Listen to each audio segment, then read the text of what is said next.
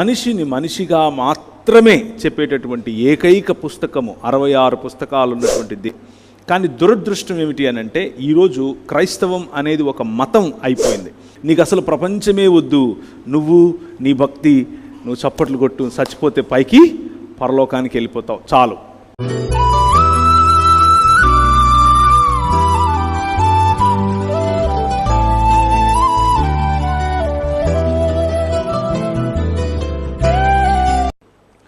నిన్న మనం చూసుకున్నాం, మనకు దేవుని వాక్యము ఒక దృక్పథము వంటిది అని చూసుకున్నాం. ఏది కళ్ళకు పెట్టుకుంటే ప్రపంచం అలాగే కనిపిస్తుంది. వాక్యం అనేది మన కళ్ళకు దృక్పథం అయితే ప్రపంచమంతా కూడా దేవుని యొక్క దృక్పథంలో మనం చూస్తాం అన్న విషయాన్ని మనం చూసుకున్నాం. అలాగే దేవుని యొక్క దృక్పథంలో మనం చూసినప్పుడు మనిషి మనిషిగా మారతాడు, మనిషి మనిషి అవుతాడు అన్న విషయాన్ని మనం చూసాం.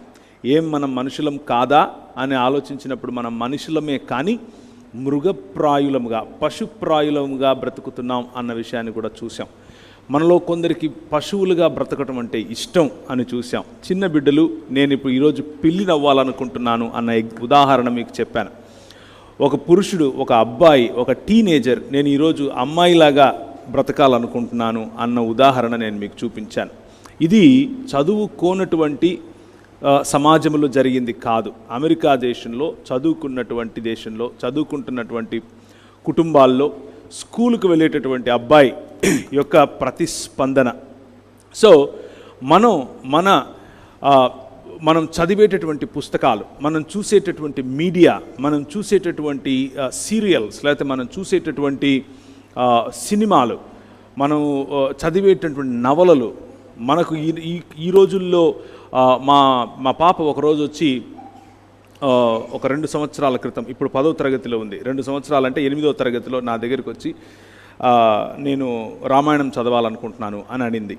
ఎందుకు అని అంటే మా పుస్తకాల్లో పాఠ్యాంశాల్లో అదొక కంపల్సరీ థింగ్ అనమాట, అది చదవాల్సిందే అని అన్నప్పుడు నేను సరే అని దగ్గరుండి రామాయణం తీసుకుని వచ్చి ఏమాత్రము జంకకుండా ఉన్నది ఉన్నట్లుగా అంతా చదువుతూ ఆమెతో మాట్లాడుతూ ఉన్న సమయంలో ఆమెకు చాలా ప్రశ్నలు కలిగాయి. ఇదేంటి ఇలా ఉంది, ఇదేంటి ఇలా ఉంది, మనిషి కదా, మనిషి కాదా, ఇలాంటి ప్రశ్నలు. సో మనిషిని మనిషిగా మాత్రమే చెప్పేటటువంటి ఏకైక పుస్తకము 66 పుస్తకాలు ఉన్నటువంటి దేవుని వాక్యము అన్న విషయాన్ని మనం చూసాం. మనిషిని గద్దగానో, పాముగానో, కోతిగానో, లేకపోతే ఎలిఫెంట్ గానో, ఇంకేదో గానో తక్కువ స్థాయిలో చూపించే ప్రయత్నం మనిషిని ఏనాడు దేవుని వాక్యం చేయదు. మనిషికి ఉన్నటువంటి డిగ్నిటీని మనిషికి ఇవ్వాలి అన్నది దేవుని యొక్క ఆలోచన. దేవుని సంకల్పం వాక్యం నుంచి బయటపడుతుంది అని చూసాం. దేవుని హృదయం వాక్యం నుంచి తెలుసుకుంటాం అని చూసాం. వాక్యము అనేటటువంటి దర్పణం, వాక్యం అనేటటువంటి ఈ దృక్పథం దేవుని యొక్క హృదయాన్ని, సంకల్పాన్ని మనకు తెలియజేసినప్పుడు మనిషి ఈ సృష్టిలో ఏమై ఉన్నాడో తెలుసుకుని సాటి మనిషిని ప్రేమిస్తూ సాటి మనిషితో కలిసి జీవించేందుకు చేసే ప్రయత్నాన్ని మనం చూసాం. ఇది కేవలము 66 పుస్తకాలు ఉన్నటువంటి బైబిల్ గ్రంథంలో మాత్రమే దొరుకుతుంది అన్న విషయాన్ని చూసాం. కనుకనే వాక్యం అంతటి యొక్క సారాంశం ఏమిటి అని ప్రభువైన యేసుక్రీస్తు దగ్గరికి ఒక వ్యక్తి వచ్చి అడిగినప్పుడు ఆయన ఒక్క మాటలో లేకపోతే 2 మాటల్లో చెప్పాడు, నీ దేవుడైన యెహోవాను నీ పూర్ణ ఆత్మతోనూ, పూర్ణ శక్తితోనూ, పూర్ణ వివేకముతో ప్రేమించాలి, ఆరాధించాలి, లేకపోతే సేవించాలి. 3టికి వాడిన పదం ఒకటే, అవద అన్నటువంటి హెబ్రూ పదము. అలాగే నిన్ను వలె నీ పొరుగు వాణ్ణి ప్రేమించాలి అన్నటువంటి మాట. This is what Christianity is. క్రైస్తవం అన్నది దేవునికి మరియు మనిషికి సంబంధించిన 2 రకాలైనటువంటి డైమెన్షన్స్లో ఉంటుంది. కానీ దురదృష్టం ఏమిటి అని అంటే ఈరోజు క్రైస్తవం అనేది ఒక మతం అయిపోయింది. మతంలో బ్రతుకుతున్న వాళ్ళు కేవలం పైకి మాత్రమే చూడటం నేర్చుకుంటున్నారు, పక్కకు చూడటం నేర్చుకోలేకపోతున్నారు. పైకి మాత్రమే నేను మాత్రమే, నేను నా దేవుడు, నీతో నాకు పని లేదు, నా దేశంతో నాకు పని లేదు, నా సమాజంతో నాకు పని లేదు, నా కుటుంబంతో నాకు పని లేదు, ఎవడెలా చస్తే నాకేంటి, నేను, నా దేవుడు, నా భక్తి, నా ప్రార్థన. ఇదే ఒక రకమైనటువంటి మతోన్మాదం. ఇది ప్యాసివ్ మతోన్మాదం, యాక్టివ్ కాదు. యాక్టివ్ అంటే ఆ మతం కోసం గొడవలు వగైరాలు చేస్తారు, బయటకు వెళ్ళి కొట్లాడతారు. కానీ ఈ మతోన్మాదం ఏం నేర్పిస్తుందంటే అదంతా నీకొద్దు, నీకు అసలు ప్రపంచమే వద్దు, నువ్వు నీ భక్తి, నువ్వు చప్పట్లు కొట్టు, చచ్చిపోతే పైకి పరలోకానికి వెళ్ళిపోతావు చాలు అని చెప్పేటటువంటి మతం. జాగ్రత్త పడాలి. మన వాక్యము అనేది ఇచ్చే దృక్పథము క్రిస్టియానిటీ, అదే Christ is about God and man, దేవుడు మరియు మనుష్యుడు. ఈ రెండిటి యొక్క బ్యాలెన్స్ స్ట్రైక్ చేయటమే క్రైస్తవ దృక్పథం. ఆ దృక్పథం నుంచి కొన్ని విషయాలు మీకు చెప్పే ప్రయత్నం చేస్తాను. దేవుని వాక్యము యొక్క ప్రాశస్తత, దేవుని వాక్యము మనకు తెలియకుండానే మన నరనరాలలో మనకు న్యాయాన్యాయాలను ఎలా నిర్దేశించింది, న్యాయాన్యాయాల యొక్క పునాదిని మన జీవితాలలో ఎలా వేసింది, నిచ్చెన మెట్లుగా ఉండాల్సినటువంటి సమాజాన్ని ఫ్లాట్గా అందరూ సమానము అన్నటువంటి న్యాయ వ్యవస్థ వైపుకు ఎలా తీసుకొని వచ్చింది. బ్రదర్హుడ్, ఫ్రాటర్నిటీ, లిబర్టీ, ఫ్రీడమ్ ఇలాంటి పదాలకు ఎలా అర్థం ఇచ్చింది, అలాంటి విషయాలు ఈరోజు చూసే ప్రయత్నం చేస్తాం. అలాంటి విషయాలు చూడటానికి ముందుగా లైఫ్, జీవితం అన్న విషయాన్ని నేను మీ ముందుకు ఉంచుతున్నాను. ఎందుకు అని అంటే, when there is no life nothing matters. ప్రేమ, దోమ, న్యాయం, అన్యాయం ఇవేవి కూడా బ్రతికి ఉండకపోతే, జీవితం లేకపోతే వీటి యొక్క మతలబు ఉండదు, వీటి యొక్క అసలు ఇట్స్ ఎ నాన్ సెన్స్. కాబట్టి ముందు జీవితం ఉండాలి. దేవుడు ఏమంటున్నాడు అని అంటే, మనిషి బ్రతుకు కేవలము తిండి చేత కాదు, కేవలం తింటే నువ్వు బ్రతుకుతావు అని అనుకుండేవు. మీకు ఒక విషయం తెలుసో తెలీదో, మనం తిన్న వెంటనే మన శరీరంలో దాదాపు కొన్ని కోట్ల, లక్షలు కాదు, కొన్ని లక్షలే పెట్టుకుందాంలేండి, కొన్ని లక్షల సెల్స్ అంటే కణాలు చచ్చిపోతాయి. మనం తిన్న తిండిని అరిగించడానికి చచ్చిపోతాయి. అంటే డెత్ అన్నది మన జీవితంలో ప్రతిరోజు సంభవించేటటువంటి అంశం. మనం ఏదో ఒకరోజు చచ్చిపోతాం అని కాదు. బైబిల్ అంటుంది ఆదికాండం 1వ అధ్యాయంలో, ఈ పండు ఏ రోజైతే నువ్వు తింటావో ఆ రోజు నువ్వు చస్తావు అని చెప్తుంది. అంటే మువ్వత్తు వా మూత్ అన్నటువంటి మాట వాడారు హిబ్రూ భాషలో. దానికి అర్థం ఏమిటి అని అంటే, you shall continue to die అని అర్థం. సో ఒకానొక రోజు సంపూర్ణంగా చచ్చిపోతావు, కానీ నిజానికి ప్రతిరోజు చచ్చిపోతున్నావు. నువ్వు యాక్చువల్గా బ్రతుకుతున్నావు అని నువ్వు అనుకుంటున్నావు, కానీ యాక్చువల్గా నువ్వు చచ్చిపోతున్నావు రోజు. Every day you are dying little by little. So నీ కణాలు రోజుకు అన్ని చచ్చిపోతున్నాయి, అన్ని లక్షల్లో చచ్చిపోతున్నాయి. కానీ నిజమైన బ్రతుకు నా మాటల్లో ఉంది అని దేవుని వాక్యం చెప్తున్నాడు. It's not just the bread that makes you that keeps you alive, but it is the word of God that comes out of his mouth. దేవుని నోటి నుంచి వచ్చే ప్రతి మాట మనిషిని జీవింపచేస్తుంది, బ్రతికిస్తుంది. కేవలం బ్రతికించటం కాదు, గౌరవంగా బ్రతికిస్తుంది, మనిషిగా బ్రతికిస్తుంది. ఆ బ్రతుకును గురించినటువంటి మాటలు, లేకపోతే మానవ జీవన ప్రమాణాలు గురించినటువంటి మాటలు కేవలము 66 పుస్తకాలు ఉన్నటువంటి బైబిల్ గ్రంథంలో మాత్రమే దొరుకుతాయి. మాత్రమే అన్న పదాన్ని మీరు గుర్తుంచుకోండి, ఇంకెక్కడా దొరకవు. సైన్స్, ఆంథ్రోపాలజీ, మీ ఇష్టం వచ్చినటువంటి శాస్త్రం తీసుకురండి, వాటిలో మంచంతా కూడా బైబిల్ యొక్క పునాదులలో నుండే వచ్చి ఉంటుంది. లేదు, మిగిలిన పర్వర్షన్ అంతా కూడా కేవలము లోక జ్ఞానం ఉంటుంది, అది మనకు హెల్ప్ఫుల్ కాదు. నేను చాలా ట్రై చేసి చూశాను, ఇట్ ఈజ్ నాట్. సో దేవుని వాక్యము మనలను బ్రతికింపచేసేది. దేవుని వాక్యము, దేవుని నోట నుంచి వచ్చిన ప్రతి మాట కారణం చేత మనం బ్రతుకుతాం. మన బ్రతుకులో నిజమైనటువంటి జీవం కలుగుతుంది. నిజమైనటువంటి జీవం కలిగేటటువంటి ఆ మాటలు ఈరోజు మనం చూడబోతున్నాం. ప్రియమైనటువంటి దేవుని సంగమా, హెబ్రీయులకు రాసిన పత్రిక 4వ అధ్యాయము 12వ వచనం చూడండి. Hebrew 4:12. For the word of God is like a two-edged sword and sharper than any double-edged sword. It penetrates even to the dividing soul and spirit.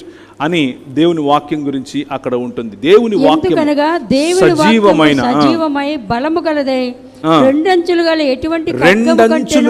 ఎటువంటి ఖడ్గమునకును కంటెను వాడిగా ఉండి ప్రాణాత్మలను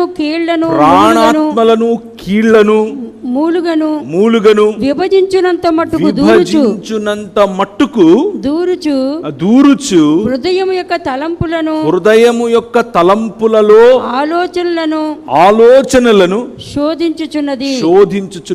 ఆదికాండం 5వ అధ్యాయం 6వ వచనం చూస్తే మానవుని యొక్క పరిస్థితి ఏంటంటే ఈ మానవుడు వాడి హృదయములలోని తలంపులలోని ఆలోచనంతా కేవలము చెడ్డది అని ఉంటుంది. నరుల చెడుతనం భూమి మీద గొప్పదనియు వారి హృదయం యొక్క తలంపులలోని ఊహ అంతయు ఎల్లప్పుడూ కేవలము చెడ్డది యెహోవా చూచి.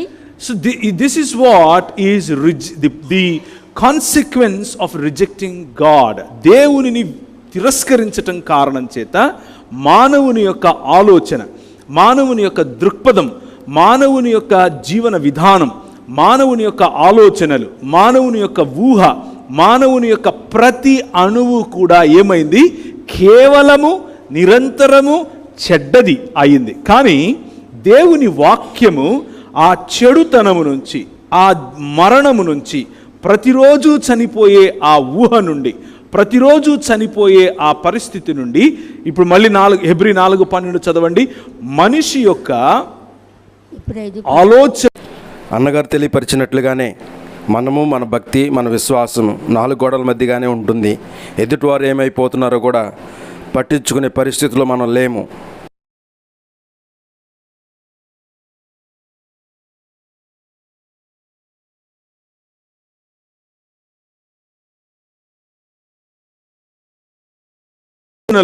చదవండి మళ్ళీ. వాక్యము సజీవమై బలము గలదై రెండంచులు గల ఎటువంటి ఖడ్గము కట్టెను వాడిగా ఉండి ప్రాణాత్మలను కీళ్లను మూలుగను విభజించినంత మట్టుకు, ప్రాణమును ఆత్మను కీళ్లను విభజించినంత మట్టుకు, అంటే కనిపించేది మాత్రమే కాదు, కనిపించని వాటిని కూడా పెనిట్రేట్ చేయగలుగుతుంది ఈ వాక్యము. నీ హృదయంలోని అంతరంగంలోనికి కూడా ఈ వాక్యము వెళ్ళగలుగుతుంది. కంటిన్యూ.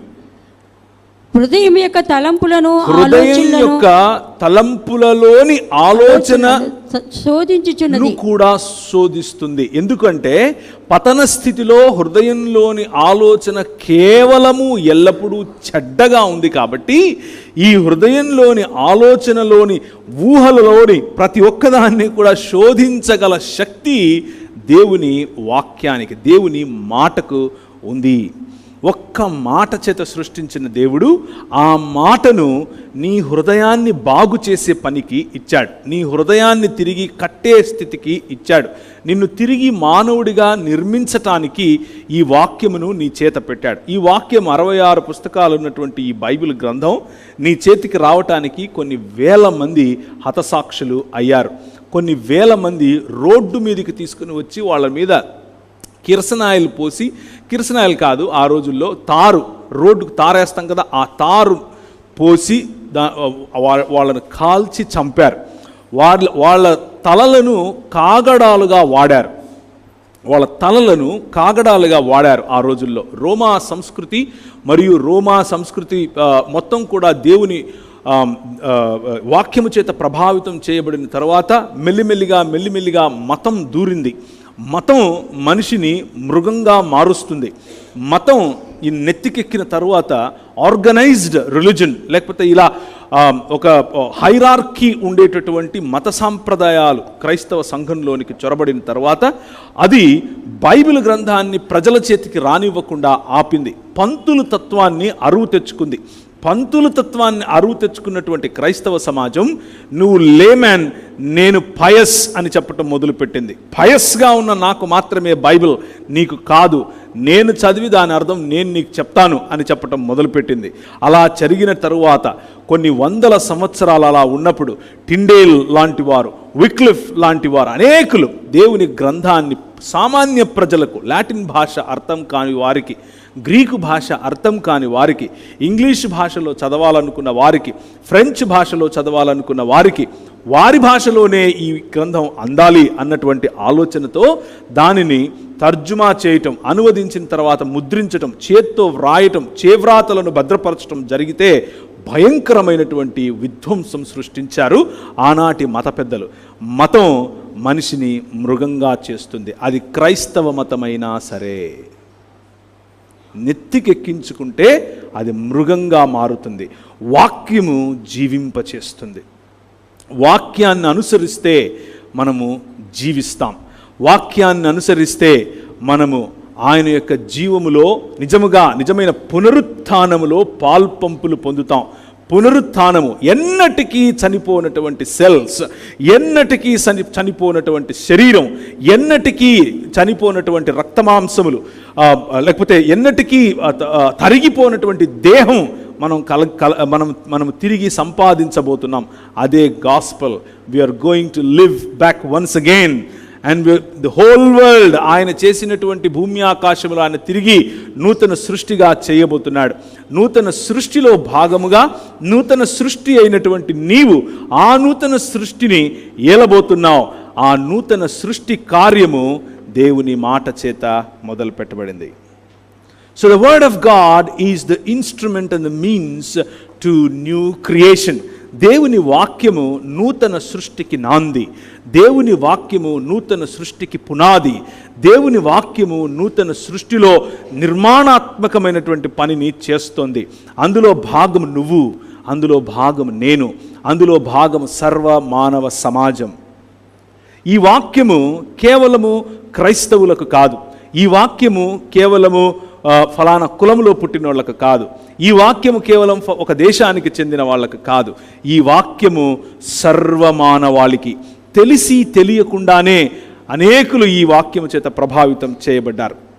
ఒక సహోదరుడు నా మీద చాలా కోపంగా ఉన్నాడు. ఒకరోజు చాలా కోపంగా ఉన్నాడు. ఎందుకంటే నేను ఇలా డిబేట్స్ వగేరాలో పాల్గొంటూ ఉంటాను కాబట్టి నేనంటే కొంచెం ఆ అబ్బాయికి కోపంగా ఉండి నాతో ఫోన్లో చేసి నన్ను బాగా తిడుతున్నాడు.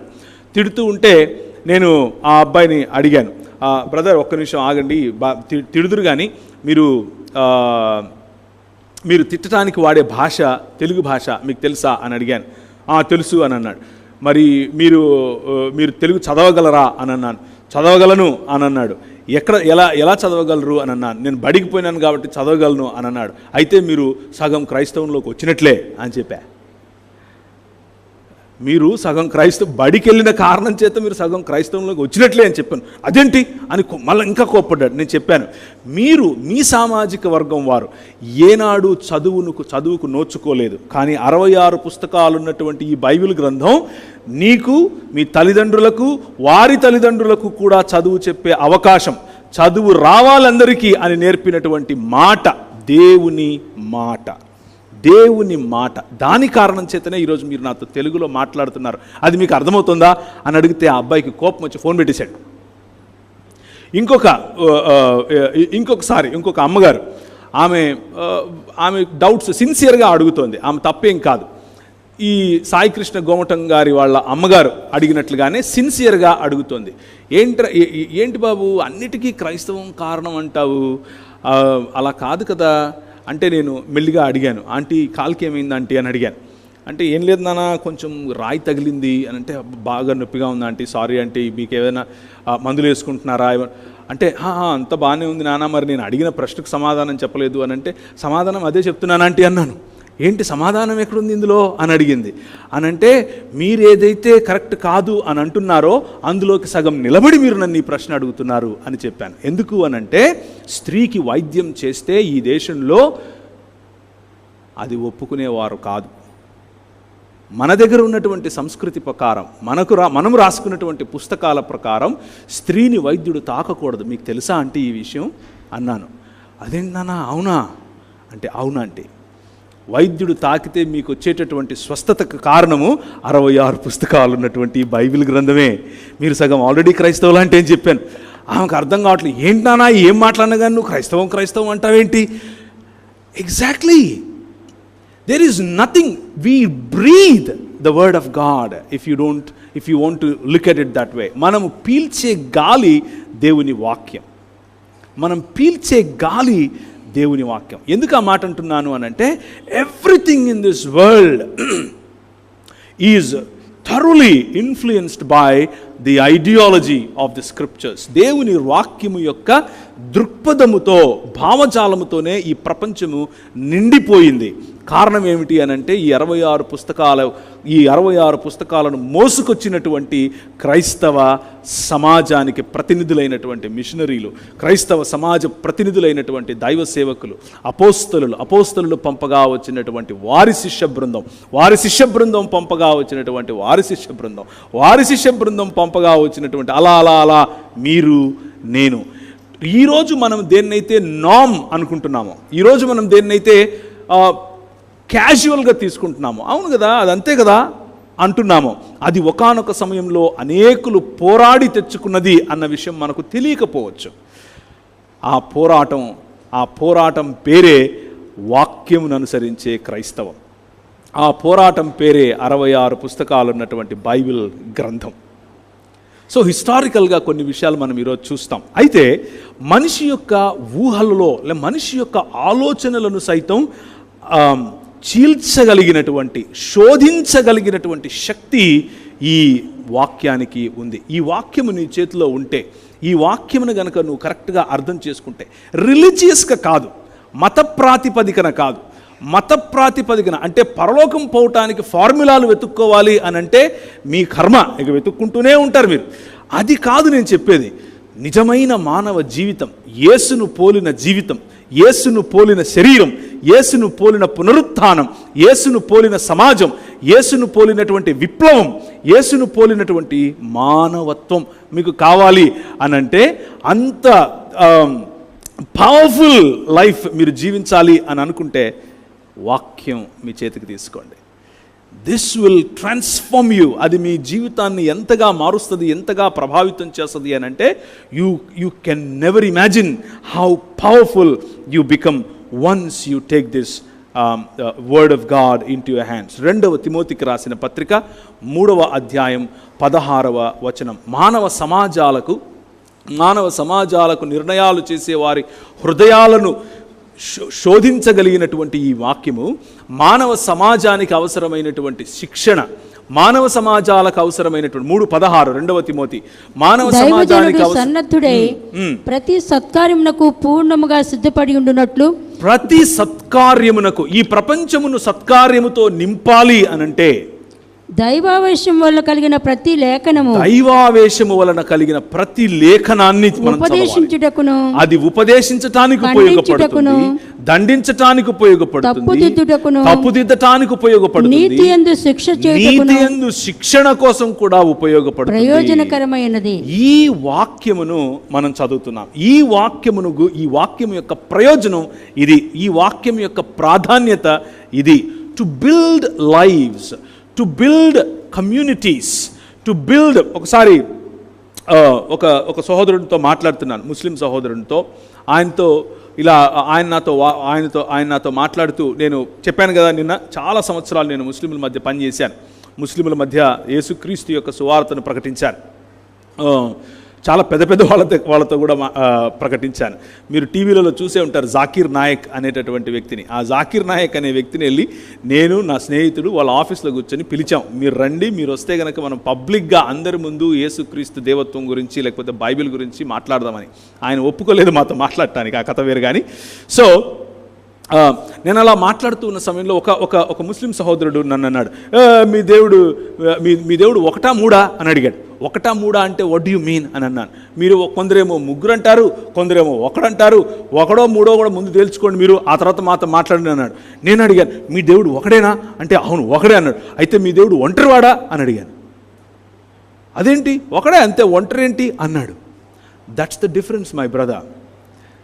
అడిగాను, జస్ట్ ఇమాజిన్, ఒకసారి ఆలోచించండి. సృష్టి లేదు, దేవదూతలు లేరు, మనుషులు లేరు, ఏమీ లేదు, దేవుడు ఒక్కడే ఒంటరిగా ఉన్నాడా అని అడిగాను. ఎంతకాలం ఉన్నాడు? ఆయన ఇలా చూస్తూ ఉండిపోయాడు. ఆయన ఎప్పుడూ ఉన్నాడు, ఒంటరిగానే ఉన్నాడు అన్నాడు. సో ఆయన ప్రేమ నేర్చుకున్నాడా అని అడిగాను. ప్రేమ నేర్చుకోవటం ఏంటి అన్నాడు. ఇంకొక వ్యక్తి లేనిదే ప్రేమ ఎలా తెలుస్తుంది అని అడిగాను. ఇంకొక వ్యక్తి లేనిదే ప్రేమ ఎలా ప్రకటిస్తాడు అని అడిగాను. ఆయన మాటలు నేర్చుకున్నాడా? భావ ప్రకటన నేర్చుకున్నాడా? అంటే ఆయన సృష్టి పైన ఆధారపడ్డాడా ప్రేమించటం కోసం? ఆయన ప్రేమించాలంటే ఆయనకు సృష్టి చేసుకునే కర్మ పట్టిందా? ఆయన సృష్టించందే ఆయన ప్రేమించలేడా? ఆయన సృష్టించందే న్యాయం తీర్చలేడా? న్యాయం అన్న కాన్సెప్ట్ అసలు తెలుసా ఒంటరివాడికి అని అడిగాను. ఆయన బ్రదర్ నాకు టైం అవుతుంది మళ్ళీ మాట్లాడతా అన్నాడు. కానీ మన దేవుడు కమ్యూనిటీ అన్న పదం, కమ్యూనిటీ, ఈ వాక్యం మనకు నేర్పేది ఏమిటి అని అంటే మానవ సమాజం, community, unity as one unit, ఒక్క యూనిట్గా ఇంతమందిమి రావడానికి గల కారణం ఏమిటి అని అంటే మానవ సమాజమును దేవుడు ఆదం అని పిలవడానికి గల కారణం ఏమిటి అని అంటే ఒక్క దేవుడు కానీ ఆయన ముగ్గురు వ్యక్తులుగా ఉనికిలో ఉండటం. దాని కారణం చేతనే గౌరవము అన్నది మన దేవుని హృదయంలో అనగా వాక్యములో ఒకరి పట్ల ఒకరికి గౌరవం అన్నది కనిపిస్తుంది. అలాగే న్యాయం అన్నది ఒకరిని ఒకరు న్యాయవంతంగా ఎలా ట్రీట్ చేసుకోవాలి అన్నది కనిపిస్తుంది. ప్రేమ, మొదటి యోహానులో చెప్పినట్లుగా మన దేవుడు ఏమై ఉన్నాడు? ప్రేమ అయి ఉన్నాడు. ఆయన కేవలం ప్రేమించేవాడు మాత్రమే కాదు, ప్రేమ అయి ఉన్నాడు. ఆయన నిలువెల్లా ప్రేమే. ఎలా సాధ్యం ఒంటరిగా ఉన్నవాడికి నిలువెల్లా ప్రేమ? తన్ను తాను ప్రేమించుకుంటున్నాడా? లేకపోతే తన్ను తాను ప్రేమించుకుంటే మనం ఏమంటాం? స్వార్థపరుడు అంటాం. ఆయన ప్రేమ పోనీ త్యాగభరితుడా? ఎలా త్యాగం చేశాడు? ఎవరికి త్యాగం చేశాడు? ఎవరి కోసం త్యాగం చేశాడు? పురాతన కాలము మొదలుకొని శాశ్వత కాలము తన ప్రత్యక్షతలు చూపిస్తూ వస్తున్నటువంటి మన ప్రభువు ఆనాడు తండ్రి యొక్క అభీష్టము నెరవేర్చటం కోసం సృష్ట్యారంభమునకు ముందే తండ్రితో చేసినటువంటి ఒడంబడిక, కమిట్మెంట్, ఆ కమిట్మెంట్ ఏక చిత్తము కలిగి వేరు వేరు వ్యక్తులైనప్పటికీ ఏక చిత్తము కలిగి ప్రవర్తించేటటువంటి ఒక దేవుడు. షమా ఇస్రాయేల్ ఏమని చెప్పాడు? షమా ఇస్రాయేల్ యాహ్వే ఎలోహిను యాహ్వే ఎహాద్ అన్నాడు. అనగా ఇస్రాయేలు వినుము, నీ దేవుడగు యెహోవా అద్వితీయుడు అగు యెహోవా. ఎంత అద్వితీయుడు! ఆ అద్వితీయత్వం మనకు ఈ వాక్యములో మాత్రమే పరచబడుతుంది. విదౌట్ దిస్ వర్డ్, ఈ వాక్యము లేనిదే, ఈ వచనము మన చేతిలో లేనిదే, ఆయన మాట మన చేతిలో లేనిదే, how do we know what is justice? మనకు ఎలా తెలుస్తుంది న్యాయం అంటే ఏంటో? How do we know what is love? భలే వారే బ్రదర్, ప్రపంచంలో ఇంకెవరికి తెలీదా? ఓన్లీ క్రైస్తవులకే తెలుసా అని మీరు అడగచ్చు. Well, that's the truth. ఎందుకంటారా? ఒకసారి ఆలోచించండి. రోమీలకు రాసిన పత్రిక వెళ్ళకండి, నేను అది చెప్పట్లేదు. రోమా సామ్రాజ్యం, రోమీయులు ఈ ప్రపంచాన్ని ఒకనాడు ఏలేవారు. ముఖ్యంగా మన ప్రభు అయిన యేసుక్రీస్తు ఈ లోకంలోనికి క్రీస్తుగా లేకపోతే మానవుడిగా అవతరించి వచ్చినప్పుడు, మానవుడిగా ఆయన జన్మించి వచ్చినప్పుడు రోమా సామ్రాజ్యము ఆనాటి all roads leads to Rome అన్నటువంటి మాట ఆ రోజుల్లో విస్తరించింది. అంటే రవి అస్తమించని బ్రిటిష్ సామ్రాజ్యం అని మొన్నటిదాకా వీళ్ళు ఏదైతే అనుకున్నారో అది వాళ్ళు 2000 సంవత్సరాల క్రితమే చేసేశారు. ఓకే, 2000 సంవత్సరాల క్రితమే చేశారు రోమీలు. రోములకు ముందు గ్రీకులు చేశారు. గ్రేకుల్లో నుంచి వచ్చిన మన దేశానికి వచ్చి మన దేశం పైన రాజ్యం చేసింది ఎవరు చెప్పండి? అలెగ్జాంద్రు. కరెక్ట్. మకిదూనియాకు చెందినటువంటి అలెగ్జాంద్రు అని ఆయన ఈ దేశానికి వచ్చాడు. ఆయన యొక్క మంత్రివర్గంలో ఒకడైనటువంటి సెల్యూకస్ మన దేశంలో ఉన్నటువంటి గుప్తుల యొక్క పిల్లలతో పెళ్లి చేసుకుని, మౌర్యులా గుప్తులా ఎనీవేస్, వాళ్ళ ద్వారా వచ్చినటువంటి వాళ్ళే శకులు, వాళ్ళ ద్వారా శకులు, శుంగులు ఇలాంటివన్నీ మెల్లిమెల్లిగా చాలా జాతులు వచ్చాయి. వారు క్షత్రియులుగా ఇక్కడ చలామణి అయ్యారు. దిస్ ఇస్ ఆల్ హిస్టరీ, మనం తర్వాత కూడా మాట్లాడుకోవచ్చు. బట్ ఎందుకు ఆ మాట చెప్పాను అనంటే ప్రతి ఇలాంటి అన్ని సమాజాల్లో ఉండేవాళ్ళు కూడా వారి వారి భావజాలాలను ప్రపంచంలో విస్తరింపచేయటం కోసం, వారి వారి ఆలోచనలను, వారి వారి దేవుళ్ళు చెప్పినటువంటి వాక్యాలను, వచనాలను, లేకపోతే వాక్యమును, భావజాలమును విస్తరింపచేయటం కోసం ప్రయత్నం చేశారు. అరిస్టాటిల్ అనే ఆయన యొక్క ప్రభావం చేత అరిస్టాటిల్ నేర్పించినటువంటి మాట, అరిస్టాటిల్ కంటే ముందు ప్లేటో ఉండేవాడు. ప్లేటో నేర్పించినటువంటి మాటల యొక్క ప్రభావంతో అరిస్టాటిల్ మరియు ఆయన యొక్క ప్రభావంతో అలెగ్జాండ్రు ఈ ప్రపంచాన్ని అరిస్టాటిల్ నేర్పించినటువంటి 10 virtues of a human being, ఒక మనిషికి ఉండాల్సినటువంటి 10 సుగుణాలను, ఆయన ఆ 10 నాలో ఉన్నాయి, ఇక I'm ready to win over this world అని అనుకున్నాడు. అలెగ్జాండర్ యొక్క ఫిలాసఫీని, ఆ థాట్ను ఆయన మనసులో ఉంచుకున్నాడు. చాలా యంగ్గా ఉన్నప్పుడే శరీర దారుఢ్యం, లేకపోతే పౌష్టికంగా ఉండటం, మంచిగా ఆలోచించటం, వ్యూహం వేయగలగటం, ధైర్యం కలిగి ఉండటం, ఇవ్వటం, బలహీనతలు లేకపోవటం, ఇలాంటివన్నీ కూడా 10 సుగుణాలను ఆయన ఒక లిస్ట్గా వేసి వెళ్ళు అని అన్నాడు.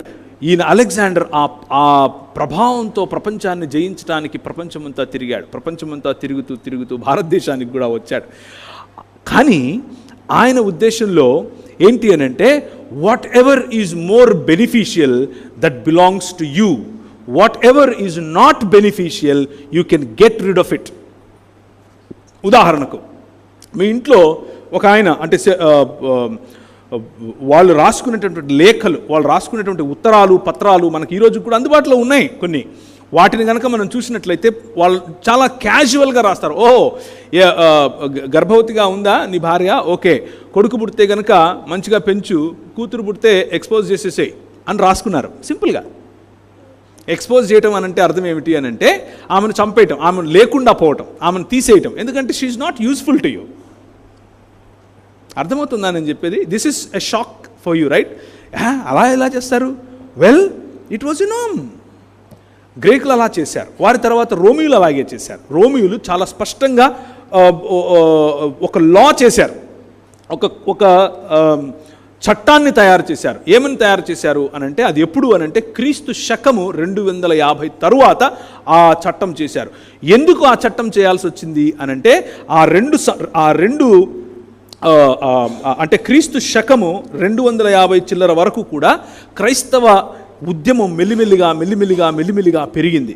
దేవుని వాక్యము అనేటటువంటి ఈ వెలుగు మెల్లిమెల్లిగా విస్తరించింది. దాని కారణం చేత వారి సామ్రాజ్యములో వీక్గా ఉన్న వాళ్ళను చంపొచ్చు అన్నటువంటి లేకపోతే వీక్గా ఉన్న వాళ్ళను నువ్వు సాకనవసరం లేదు, చూడనవసరం లేదు, చంపేయచ్చు, you can get rid of them అన్నటువంటి ఆ శాసనాన్ని తిరగరాశారు. ప్రతి మనిషి కూడా నీ ఇంట్లో పుట్టిన ప్రతి వాడిని పెంచి తీరాల్సిందే అన్నటువంటి ఒక శాసనం రోమియోలు చేశారు. మొట్టమొదటిసారి ప్రపంచంలో రోమా సామ్రాజ్యం చేసింది ఆ శాసనం. దానికి ముందు మన దేశంలో మొన్నటి వరకు, ఎప్పటి వరకు, మొన్న 50 సంవత్సరాల క్రితం వరకు, 60 సంవత్సరాల క్రితం వరకు, 70 సంవత్సరాల క్రితం వరకు కూడా చిన్న బిడ్డలను, స్త్రీలైతే, పిల్లలైతే చంపటం అన్నది చాలా సులువుగా చేశారు. మంచినీళ్లు తాగినట్లుగా చేశారు. ఈ రోజుకు కూడా రాజస్థాన్ మరియు ఉత్తరప్రదేశ్ లాంటి ప్రాంతాలలో ఈ రోజుకు జరుగుతుంది. చాలా దూరం అవసరం లేదు, ఈ రోజుకు కూడా జరుగుతుంది. ఏంటి కారణం? ఎందుకని మనం ఈరోజు ఇంత సులువుగా, అవును ఏం ఆడపిల్ల అయితే ఏముంది, బ్రహ్మాండంగా పెంచుకుంటాను అనే మాట మనకు ఎందుకు వస్తుంది? అది మనం ఒక శాసనంగా చదవాల్సిన అవసరం లేదు. ఎందుకు అనంటే, ఇదిగో ఈ 66 పుస్తకాలు ఉన్నటువంటి దేవుని వాక్యం. ఈ దేవుని వాక్యం స్త్రీ అయినా పురుషుడైనా ఒకే గౌరవం అని చెప్పినటువంటి ఈ వాక్యపు వెలుగు ప్రపంచములను ప్రభావితం చేసింది. అరిస్టాటిల్ చాలా కష్టపడ్డాడు, ప్రపంచాన్ని జయించాలనుకున్నాడు, కత్తిచ్చి పంపాడు, చాలా ట్రై చేశాడు. కానీ ఆయన ఫిలాసఫీలో వెలుగు తక్కువైంది. ఎందుకు అనంటే, అది లోక మర్యాదే, అది ఈ లోక మర్యాదే. కానీ మన రాజు, వస్తున్నాను అని ప్రకటించినటువంటి రాజు, వచ్చేశాను అని చెప్పినటువంటి రాజు, ఆ రాజు యొక్క వాక్యం ప్రతి స్త్రీకి డిగ్నిటీనిచ్చింది. ఎలా?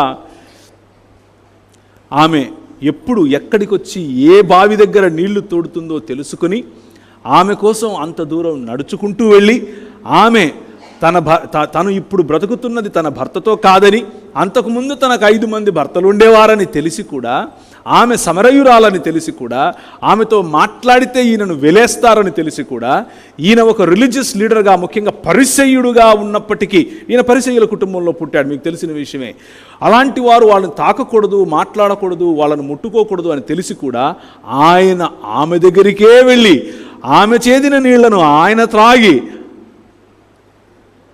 ఆమె ద్వారా వచ్చినటువంటి మిగిలిన అనేకులకు రక్షణ సువార్తను ప్రకటించి అమ్మా అని పిలిచాడు. చూసారా? That makes the difference. That is God. అది వాక్యము. వాక్యము మనకిచ్చేటటువంటి దృక్పథం సంఘాన్ని, సమాజాన్ని, హృదయాలను కడుతుంది. సంఘాన్ని, సమాజాన్ని, హృదయాలను నిర్మిస్తుంది. ఆ నిర్మాణంలో ఐక్యత కనిపిస్తుంది, ఆ నిర్మాణంలో సుభిక్షత కనిపిస్తుంది. దేవుని వాక్యము రిలీజియస్గా కేవలము మతపరంగా గనక చదివితే అందులో నుంచి డాక్ట్రిన్ తీస్తావు బయటికి. ఏమని? ఏదో కొన్ని ఫార్ములాలు పెట్టుకుని ఆ ఫార్ములా ఇది, ఈ ఫార్ములా ఇది, మన వాళ్ళు మన దేశంలో మమ అన్నట్లు మనం కూడా ఆమెన్ అంటే అయిపోతుంది. దాట్ ఈజ్ భక్తి, దట్ ఈజ్ రిలీజియస్ భక్తి. కానీ commitment to the heart of God, దేవుని హృదయానికి నువ్వు ఇచ్చేటటువంటి కమిట్మెంట్, దేవుని హృదయానికి హృదయంతో నువ్వు చేసేటటువంటి ఒడంబడిక, ఆయన మాటను తూచా తప్పకుండా పాటించటము ద్వారా కలుగుతుంది. ప్రపంచములను, దేశ రాజులను, దేశములను ఏలే వారిని ఈ వాక్యం ఏం చేసింది? ఇప్పుడు మళ్ళీ చదవండి, 2వ తిమోతిలో మనం చదివింది.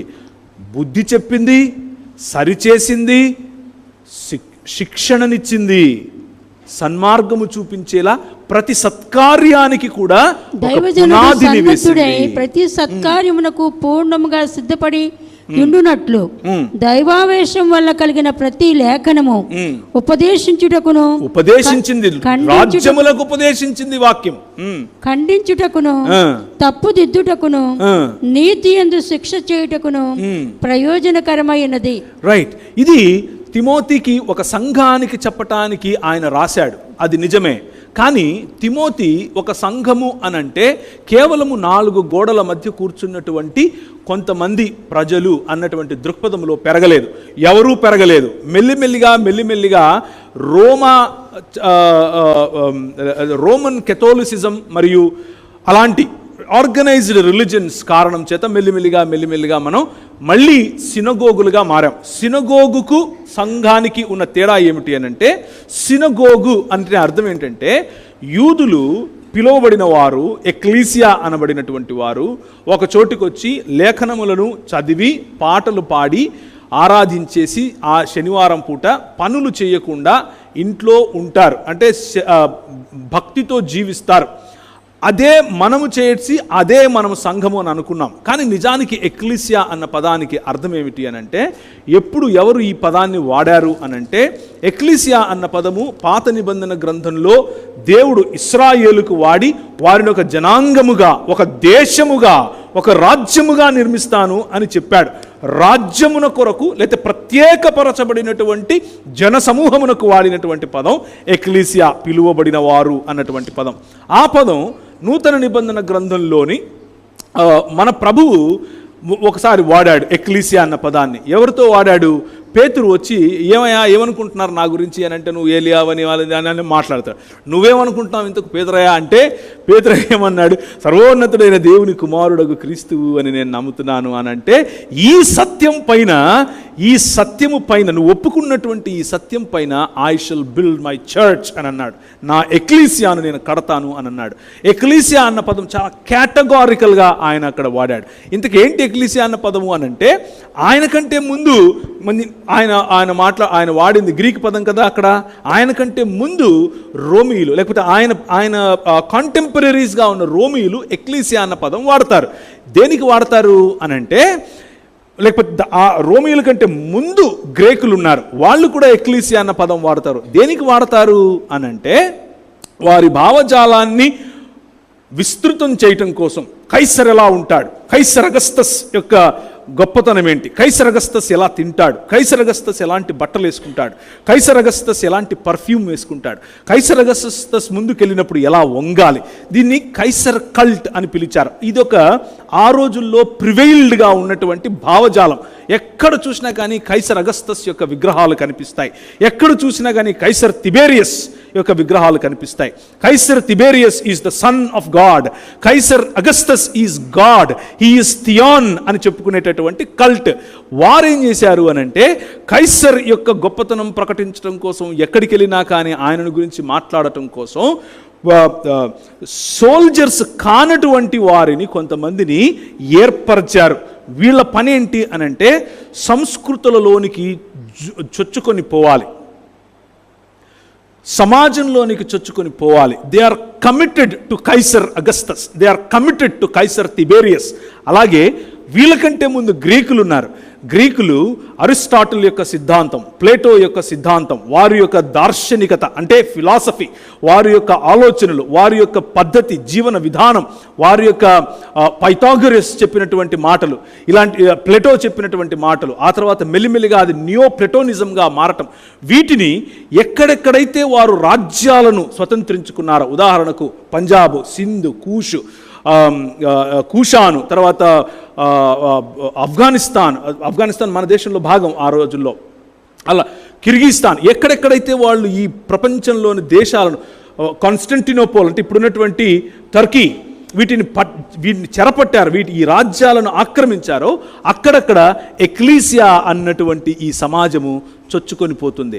వాళ్ళకి గ్రీకు నేర్పిస్తుంది, వాళ్ళకి గ్రీకు భాషలో మాట్లాడటం నేర్పిస్తుంది, గ్రీకులలాగా ఆలోచించటం నేర్పిస్తుంది, గ్రీకులలాగా రాయటం నేర్పిస్తుంది. మీకు ఒక విషయం తెలుసో తెలియదో, మన అశోక ద గ్రేట్, అశోకుడు ఇంట్లో గ్రీకు మాట్లాడేవాడు. తను రాసినటువంటి వ్రాతప్రతులు అనేకం గ్రీకులో ఉంటాయి. తను వేయించినటువంటి శిలాఫలకాలు అనేకం గ్రీకులో ఉంటాయి, తమిళంలో ఉంటాయి. సంస్కృతం ఎక్కడ కనపడదు. పాలి భాషలో ఉంటాయి, గ్రీకులో ఉంటాయి, తమిళంలో కూడా ఉంటాయి. ఆయన వేసినటువంటి మన ప్రాంతం దాటిన తర్వాత తమిళంలో బయటపడ్డాయి. So how is it possible? ఇంత దూరం ఉన్నటువంటి ఈ అశోకుడికి గ్రీక్ ఎలా వచ్చింది? దాట్ ఈజ్ ఎక్లీసియా చేసేటటువంటి పని అది. They transform societies, they transform your language, they transform the way you think, they transform the way you talk about peace, the way you talk about justice, the way you talk about, look at human beings. ఇదంతా కూడా నీ ఆలోచనలో మార్పును తీసుకొస్తుంది. మన ప్రభు అదే పదాన్ని వాడి నీకు నాకు కలీసియా అని పిలిచాడు. మనం అప్పటికే ఆయనకు ఆల్రెడీ, ఆయన ఈ పేతురు నువ్వు అన్న మాట మీద నా సినగోగును కడతాను అన్నాడా? No, synagogue was already there. ఆ సిస్టమ్ ఆల్రెడీ ఉంది. భక్తితో రావటం, లేఖనాలు చదవటం, ఇదంతా తప్పు అని నేను చెప్పట్లేదు సుమా, అవన్నీ కావాలి మనకు. కానీ దానికంటే మించినటువంటి బాధ్యత, దానికంటే మించినటువంటి ఒక విజన్, దానిని మించినటువంటి ఒక దర్శనం మీకు చూపించే ప్రయత్నం చేస్తున్నాను. The focus of the word of God. ప్రపంచములను కేవలము 4 గోడల మధ్య కూర్చున్న వారికి బుద్ధి చెప్పటం, కేవలము 4 గోడల మధ్య కూర్చున్న వారికి నేర్పించటం, కేవలం 4 గోడల మధ్య కూర్చున్న వారికి నీతితో శిక్షణ ఇవ్వటం మాత్రమే మన పని కాదు. ప్రపంచములకు, రాజ్యములకు, దేశములకు 3వ అధ్యాయము 2వ తిమోతి మనం చదివినది. దేవుని రాజ్య విస్తరణ 4 గోడల మధ్య జరిగేది కాదు, సర్వలోకమునకు వెళ్ళి అనేక ఆత్మలు రక్షించేదిగా సువార్త ఉండాలని దైవ సేవకులు తెలియపరుస్తున్నారు. ఇప్పుడు చదవండి. ఎక్లీసియా చేయాల్సినటువంటి పని. దైవజనుడు సన్నద్ధుడై ప్రతి సత్కార్యమునకు పూర్ణముగా సిద్ధపడి ఉండునట్లు దైవావేశము వలన కలిగిన ప్రతిలేఖనము ఉపదేశించటానికి. ఎవరికి ఉపదేశించాలి? Now you think the big picture. I'm here to teach nations, ప్రపంచములకు, రాజ్యములకు. అర్థమవుతుందా? రాజ్యములకు ఉపదేశం చేయాలి, రాజ్యములకు బుద్ధి చెప్పాలి, రాజ్యములను ఖండించాలి, అవసరమైతే రాజ్యములను ఏలేటటువంటి వారిని మనం ఏం చేయాలి? నీతి మార్గములోనికి తీసుకుని రావటానికి మన వంతు ప్రయత్నం మనం చేయాలి. That is the word of God. దేవుని వాక్యం అది సంకుచితం చేసి దీన్ని కేవలము మతం అనే డబ్బాలో పెట్టి గనక చూస్తే పర్సనాలిటీ డెవలప్మెంట్ అనుకుంటాం. This is just personality development. But if you look at the broad heart of God, మన ప్రభువు యొక్క విశాల హృదయాన్ని గనక మనం చూడగలిగితే, his purposes for communities, his purposes for nations, ఉదాహరణకు యునైటెడ్ నేషన్స్, ఐక్యరాజ్య సమితి, అంతకుముందు నానా జాతి సమితి, సారీ, నేను కొంచెం తెలుగులో కొంచెం వీక్. ఎక్కడి నుంచి వచ్చాయి ఇవి? where did that come from? 2 wars జరిగాయి. where did this unity come from? It is the 66 books of the Bible that gave them the inspiration. No. రాజ్యములు మనలో వివిధత ఉంది, కానీ ఐక్యత సాధ్యం అన్నటువంటి 66 పుస్తకాలు ఉన్నటువంటి బైబిల్ నేర్పిన పాఠం అన్ని దేశాలు ఒక చోటుకొచ్చి ఒక డాక్యుమెంట్ చదివి ఆ డాక్యుమెంట్ మీద సైన్ చేశాయి. మెల్లిమెల్లిగా రాని వాళ్ళు కూడా రావడం మొదలు పెడుతున్నారు. మెల్లిమెల్లిగా మనలాంటి వాళ్ళు ఉండి కూడా బయటకు వచ్చే ప్రయత్నం చేస్తున్నారు. అండ్ ఈ unity, where did we get it from? మనం చదివినటువంటి వాక్య భాగం. తెలుసో తెలియకో మనం చెప్పే మాట, మనం మాట్లాడే దేవుని వాక్యం, ఇట్ వర్క్స్. అది మార్పు తీసుకొని వస్తుంది. 60 ఏళ్ల క్రితం స్త్రీలు పనిచేసేవాళ్ళు కాదు కదా. స్త్రీలకు ఉద్యోగం లేకపోతే ఉపాధి అన్నది చాలా కద్దు కదా. అమ్మా ఏంటి ఆమె పని చేస్తున్నా అనేవాళ్ళం కదా. ఈరోజు అందరూ ఏంటి నువ్వు పని చేయవా, ఇంట్లో ఉంటావా అని అంటున్నాం. ఎందుకు? వాయ్? మార్పు ఎలా? దైవజనుడు సన్నద్ధుడై నేర్పించినటువంటి మాట. మనకు గౌరవం, మన కుటుంబానికి కావలసినటువంటి పోషణ, మన కుటుంబానికి కావలసినటువంటి సంరక్షణ, ఆర్థికంగా మనం ఎలా బలపడాలి, సామాజికంగా మనం ఎలా అభివృద్ధి చెందాలి, దేశ ప్రగతి కోసం నేను ఎలా పాటుపడాలి, ఇవన్నీ ఎక్కడి నుంచి వచ్చాయి? ఇట్ ఈస్ దేవుని వాక్యం, ద వర్డ్ ఆఫ్ గాడ్. 66 పుస్తకాలు ఉన్నటువంటి దేవుని వాక్యం. భక్తి కోసం అవసరమా? ఎస్, అవసరమే. భక్తి కూడా కావాలి, భక్తిలో కూడా మనం ఎదగాలి. కానీ అక్కడే ఆగిపోతే దేవుని యొక్క ప్రణాళికను మిస్ అయిన వాళ్ళం అవుతాం. 119వ కీర్తనలో చాలా చక్కటి మాటలు. దేవా నీ వాక్యము నా పాదములకు దీపం కదా, నా త్రోవకు అది వెలుగు కదా. నా పాదములు ఈ త్రోవలో నడవాలి అనంటే నాకు నీ వాక్యము అనేటటువంటి కాంతి కావాలి. ఈ సమాజము సరైన తిన్నని దారిలో నడవాలి అనంటే ఈ వాక్యం యొక్క వెలుగు కనిపించాలి. ఎవరు చూపిస్తారు? అది నువ్వు నేను చూపించాలి. మనం మత ప్రాతిపదికన 4 గోడల మధ్య కూర్చుని మనం మాత్రమే చదువుకొని అయిపోయింది అని బైబిల్ సంకలో పెట్టుకొని ఇంటికి వెళ్ళామనుకోండి, how do we see the change? How? It is not possible. నా బాధ్యత ఏమిటి అనంటే ఈ వెలుగును మన పాట పాడతాం, జ్యోతిగామము చేయుమో దేవ, పైకెత్తి చూపించడం. ఈ పుస్తకం కాదు, ఈ పుస్తకంలో ఉన్నటువంటి వెలుగు జ్యోతులుగా ప్రకాశింపచేయాలి. ఎలా? కుటుంబములో ప్రకాశింపచేయాలి, సంఘములో ప్రకాశింపచేయాలి, సమాజములో ప్రకాశింపచేయాలి, రాజ్యములలో ప్రకాశింపచేయాలి, దేశములలో ప్రకాశింపచేయాలి. ఆ వెలుగు, ఆ దర్శనం ఇంకా క్రైస్తవులు బహుశా పట్టుకున్నట్లేరు. మనం ఇంకా సంకుచితంగానే ఆలోచిస్తున్నామేమో. వాక్యము మనలను ఇంత విశాలముగా ఆలోచించమని చెబుతోంది కదా. ఎలా? నా పాదములకు దీపము, నా త్రోవకు వెలుగు అని ఎవరు రాస్తున్నారో తెలుసా? ఎవరు? రాజు రాస్తున్నాడు. కింగ్ డేవిడ్ రాజు రాస్తున్నాడు, గుర్తుపెట్టుకోండి. A man who decides for entire nation, దేశములకు నిర్ణయం చేసేవాడు అడుగుతున్నాడు, అయ్యా నీ వాక్యం నాకు కావాలి, నీ రాజ్యాంగం లేకపోతే నాకు అర్థమవుతుందా? అందుకనే యెహోషువకు ఆ పుస్తకాన్ని అందించిన తర్వాత ఏమని చెప్పాడు ప్రభు? చూడండి, యెహోషువ గ్రంథం 1వ అధ్యాయము, యెహోషువ గ్రంథము 1వ అధ్యాయము ఏమని చెప్పాడు? నేను ఈ వాక్యం ఏమవ్వాలి? అయితే నువ్వు నిబ్బరము కలిగి జాగ్రత్త పడి బహుధైర్యముగా ఉండి నా సేవకుడైన మోషే నీకు ఆజ్ఞాపించిన ధర్మశాస్త్రం అంతటి చెప్పున చేయవలెను. నీవు నడుచు ప్రతి మార్గమున చక్కగా ప్రవర్తించినట్లు నీవు దాని నుండి కుడికి గాని ఎడమకు గాని తొలగకూడదు. ఈ ధర్మశాస్త్ర గ్రంథమును నీవు బోధింపగా తప్పిపోకూడదు.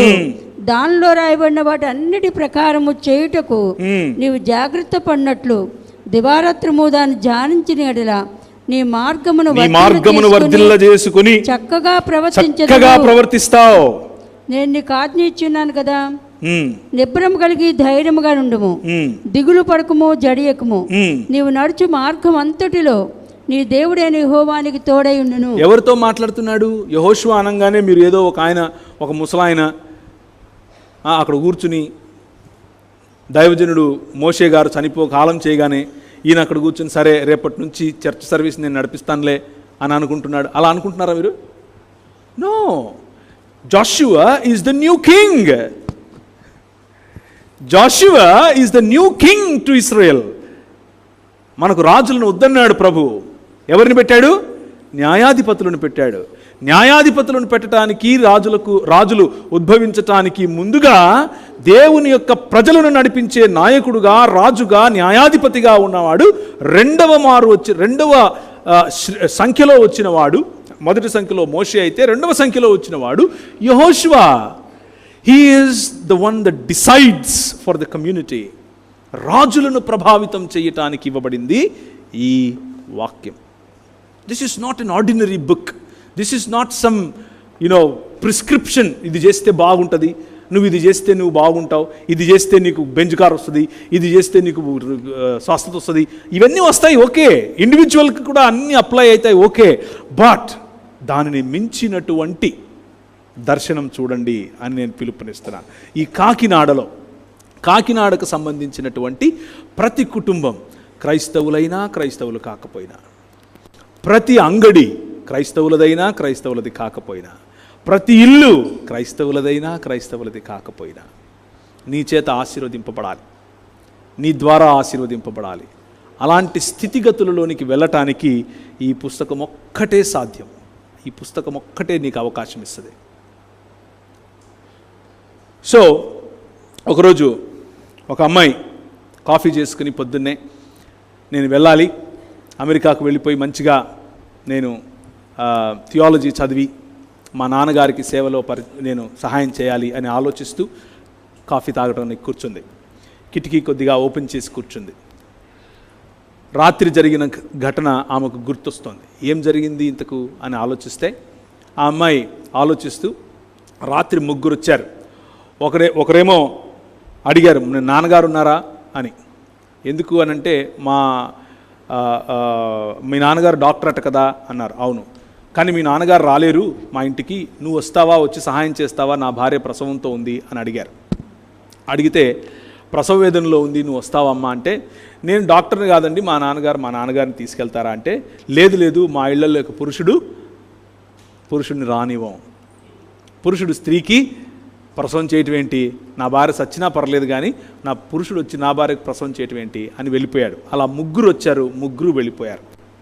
ఉదయాన్నే అది ఆలోచిస్తూ ఆమె కాఫీ తాగుతూ తన ప్రయాణానికి సిద్ధపడుతూ ఉండగా డప్పుల సౌండ్ వినిపించింది. ఒకటి తర్వాత ఒకటి 3 శవాలు అక్కడి నుంచి వెళ్తున్నాయి. ముగ్గురు రాత్రి ప్రసవ వేదనతో ఆ ముగ్గురు స్త్రీలు మరియు వారికి పుట్టిన పిల్లలు, 6 మంది బహుశా పుట్టిన పిల్లలు చనిపోయారో లేదో, that is not I don't know, కానీ ముగ్గురు స్త్రీలు మాత్రం చనిపోయి, ఇది జరిగిన ఘటన. ముగ్గురు స్త్రీలు చనిపోయినప్పుడు వాళ్ళని తీసుకెళ్తున్నారు. ఒకరి తర్వాత ఒకరు డప్పులు మోగుతూ ఉంటే ప్రభు ఆమెతో మాట్లాడుతున్నాడు. ఎలా మాట్లాడుతున్నాడు? వాక్యం అనేటటువంటి వెలుగుతో మాట్లాడుతున్నాడు, వాక్యముతో మాట్లాడుతున్నాడు. If not you who will go for me, నువ్వు కాకపోతే ఇంకెవరు పోతారు అని అడిగాడు. అదేంటి ప్రభువా, నన్ను వెళ్ళమనిది నేను సువార్త పరిచర్య చేయటానికి కదా, నేను వాక్యం ప్రకటించాలి కదా అంటే, అవును ప్రకటించాలి, అదే చెయ్యి, కానీ ఎలా చేస్తావు అని అడిగాడు. ఎవరికి చేస్తావు అని అడిగాడు. నీ పిలుపు ఇదిగో చూసావుగా, ఇంతమంది నా ప్రజలు దిక్కులేని వారుగా చచ్చిపోతున్నారు, వాళ్లకు నీ అవసరత ఉంది, అదే సువార్త ప్రకటన అని చెప్పాడు. ఆవిడ వెళ్ళింది, అమెరికాకు వెళ్ళిపోయింది, కాలేజీలో జాయిన్ అయింది. కానీ జాయిన్ అయిన కాలేజ్ థియాలజికల్ కాలేజ్ కాదు, జాయిన్ అయిన కాలేజ్ మెడికల్ కాలేజ్ సంపూర్ణం చేసుకుంది, వెనక్కి వచ్చింది.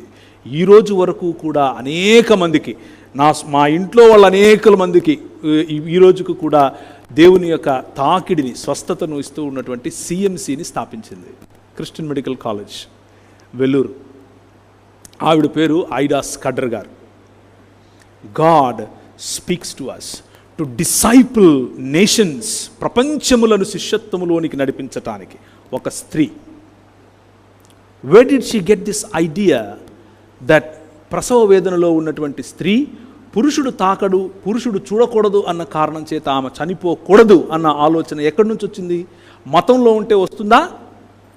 వాక్యమును చదివితే వస్తుంది. మతం చెబుతుంది స్త్రీ నిమ్నం, మతం చెబుతుంది నువ్వు ఇది చేయకూడదు, అది చేయకూడదు, ఇలా చేయాలి, అది చేయాలి. వాక్యము చెబుతుంది నీ తోటి వ్యక్తి, స్త్రీ అయినా పురుషుడైనా సహాయం కావాలి అని అడిగితే చేయటం నీ పని. నువ్వు చేయి. ఎలా చేస్తావు, ఎలా నిర్మిస్తావు ఈ సమాజాన్ని? చిత్తూరు జిల్లాలో వారు పనిచేసినటువంటి మిషన్ ఆర్గనైజేషన్ పేరు ఆర్కాట్ మిషన్.